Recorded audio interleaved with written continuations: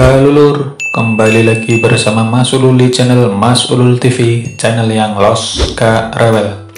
Oke, pada video kali ini Mas Ulul akan membahas mengenai perbedaan metodologi pada sensus penduduk tahun 2020. Tahukah kamu, pada bulan September nanti, Badan Pusat Statistik akan melakukan sensus penduduk di seluruh wilayah Indonesia. Sensus kali ini merupakan sensus ke-7 kalinya sejak Indonesia merdeka. Ada yang berbeda pada sensus kali ini. Kira-kira apa ya? Ya, benar sekali. Sensus penduduk tahun 2020 menggunakan metode kombinasi dan memanfaatkan penggunaan teknologi.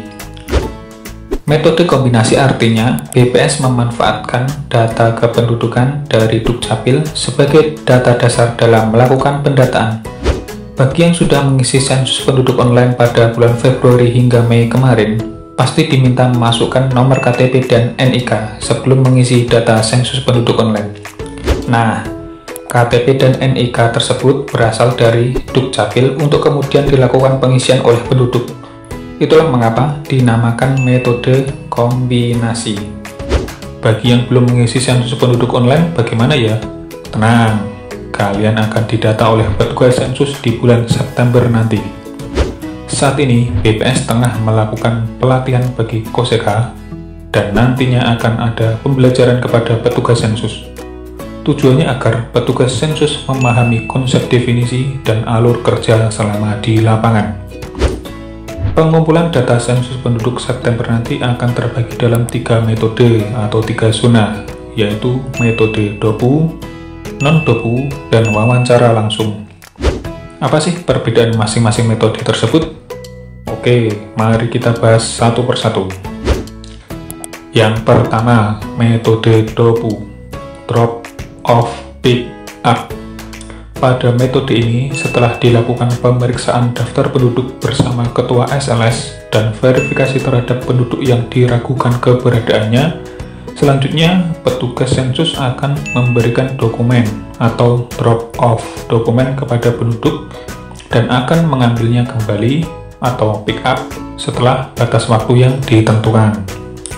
Metode DOPU dilaksanakan pada 227 kabupaten kota yang memiliki akses internet kurang baik. Data yang dihasilkan dari metode ini yaitu data penduduk Indonesia menurut jenis kelamin, status domisili, dan status kepemilikan NIK yang diperoleh dari pengisian daftar penduduk. Sementara dari dokumen C1 diperoleh informasi individu penduduk dan informasi mengenai perumahan. Oke, metode kedua yaitu metode non-DOPU.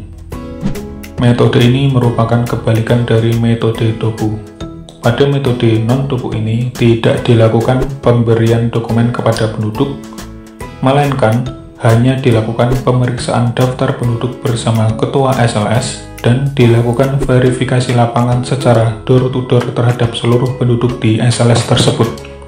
Inilah yang membedakan metode DOPU dan non-DOPU, yaitu pada metode DOPU hanya dilakukan verifikasi terhadap penduduk yang diragukan keberadaannya. Sementara pada metode non-DOPU, semua penduduk dilakukan verifikasi secara door-to-door.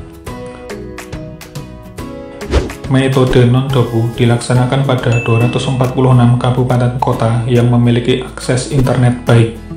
Sebagian besar wilayah Jawa menggunakan metode non-DOPU.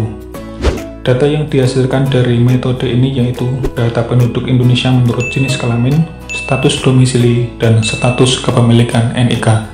Sementara data dari C1 tidak dihasilkan dari metode ini. Metode yang ketiga yaitu metode wawancara. Metode ini hanya berlaku di Papua dan Papua Barat, kecuali kota Jayapura. Metode wawancara tetap dilakukan pemeriksaan daftar penduduk dan verifikasi lapangan, serta dilakukan pendataan penduduk melalui mekanisme wawancara secara langsung. Metode ini diterapkan pada 41 kabupaten kota di wilayah Papua dan Papua Barat. Sama seperti wilayah DOPU, data yang dihasilkan dari metode ini yaitu data penduduk Indonesia menurut jenis kelamin, status domisili, dan status kepemilikan NIK, serta data keterangan individu dan perumahan yang diperoleh dari wawancara secara langsung. Oke lur, itu tadi perbedaan metode pengumpulan data pada sensus penduduk bulan September 2020. Pastikan kita semua turut berpartisipasi dan memberikan data secara jujur sebagai wujud membangun negara melalui data. Sensus penduduk 2020 mencatat Indonesia.